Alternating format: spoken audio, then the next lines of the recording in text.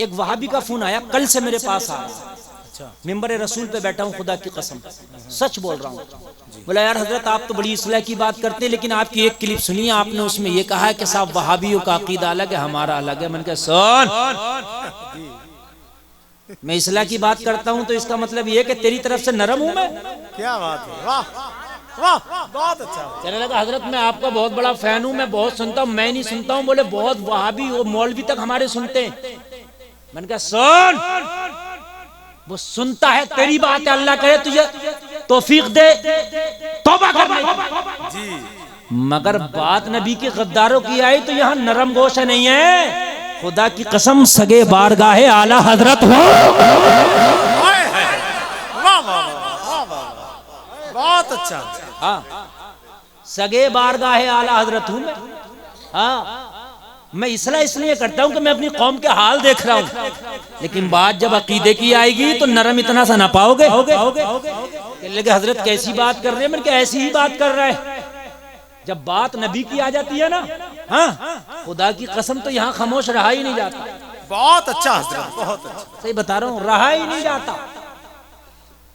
मैंने तो अपने अपने बड़े बड़े करीबियों से नबी की जब बात आई ना, मेरे खास रिश्तेदार भी वहाबी हो गए, मैंने उन्हें भी छोड़ ही देना चाहिए, बहुत छोड़ ही देना चाहिए। बात सही जी, माशाअल्लाह, हकीकत बता रहा हूँ।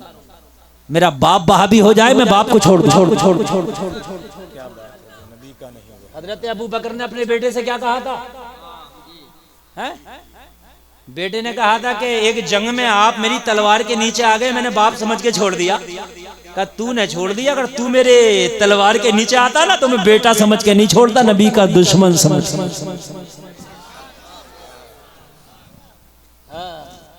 भाई समझने के लिए समझ रहे हैं आप? नबी के दुश्मनों से इत्तेहाद। बात सुन ले, नबी की मोहब्बत में यार खामोश नहीं, ठीक है नहीं। जब बात आए तो मोहब्बत में सच्चे होने। अगर नबी ये कह दें क्या लाया तो कह देना या रसूलुल्लाह गुनाह इतने हैं, रजिस्टर न खोलो, बंद रहने दो। अगर नबी पूछे क्या लाया तो अर्ज कर देना या आका रजिस्टर ना खोलो, बंद रहने दो, शर्म आती है इसे खुलवाने पर। लेकिन आका हाँ, जब आपकी मोहब्बत की बात आती थी तो मैं जैसा भी था खड़ा हो जाता था। या रसूलल्लाह ये देख लो बस। खुदा की कसम ये चीज होना चाहिए, होना चाहिए।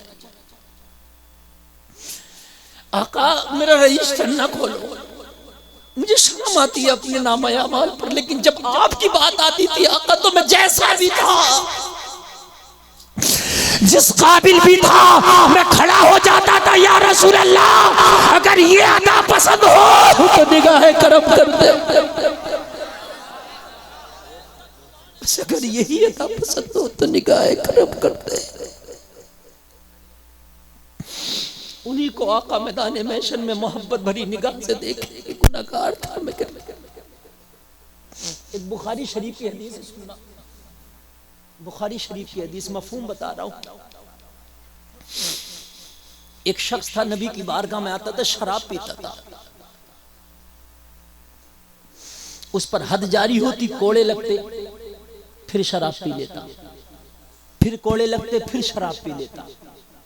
लेकिन नबी से इतनी मोहब्बत करता था, इतनी मोहब्बत करता था, जब नबी की बारगाह में आता ना तो कोई ऐसा जुमला बोलता, ऐसा थोड़ा सा जुमला बोलता कि नबी के चेहरे पे तबस्सुम आ जाता। आप सुन रहे हैं ईमान की चाहत की जानिब से, एक एक आदमी जरा गौर करना जो मैं ये हदीस का मफहूम ईमान की चाहत। काम क्या था? हद जारी होती, शराब पीता, कोड़े लगते, फिर पी लेता, हद जारी होती बार बार। लेकिन नबी की बारगाह में जब आता, जब आता कोई ऐसी बात कहता कि नबी के चेहरे पे क्या आ जाता? तबस्सुम आ जाता। एक दिन किसी ने कहा ये अजीब आदमी है यार, इस पे हद जारी होती है, कोड़े लगते हैं और ये फिर नहीं मानता, गुनाह कर लेता। नबी ने कहा खबरदार जो इसकी तरफ उंगली उठी, खबरदार जो इसकी तरफ उंगली उठाई। मेरे मुस्तफा ने फरमाया इसके गुनाह को तो देखता है, इसके अमल को तो देख। किसी ने पूछा तू ऐसी बात क्यों करता है? तो कहने लगा, नबी ने पूछा तू ऐसी बात क्यों करता मेरी बारगाह में आकर? अर्ज करने लगा, आका मैं देखता हूँ जो भी आपके पास आता अपना मुख दुखड़ा रोता हुआ आता है कि मुझे ये परेशानी है, मुझे ये परेशानी है, मुझे ये परेशानी है। या रसूलल्लाह आप सबके दुख सुनते हैं। मैं सोचता हूँ मेरे नबी की तबीयत सुबह से लेकर शाम तक सबके दुख सुन सुन के बोझल हो जाती होगी, इसलिए मैं कोई हंसी की बात कहता हूँ ताकि आपके चेहरे पे तबस्सुम आ जाए। ये मेरा ये नजरिया रहता है कि आपकी तबीयत बोझल हो जाती होगी, वो तबीयत का जो बोझलपन है ना वो बोझ खत्म हो जाए, इसलिए आका मैं ऐसी बात करता हूँ कि चेहरे पे तबस्सुम आ जाए। नबी ने फरमाया, अरे इसका अमल तो देखते हो, मगर ये अल्लाह उसके रसूल की बारगाह में पसंद है, मोहब्बत करता है, मोहब्बत करता है। काफिर आए दहाने पर, कहा यहां तक आके निशानात खत्म हो गए। तवज्जो करो, बस मेरी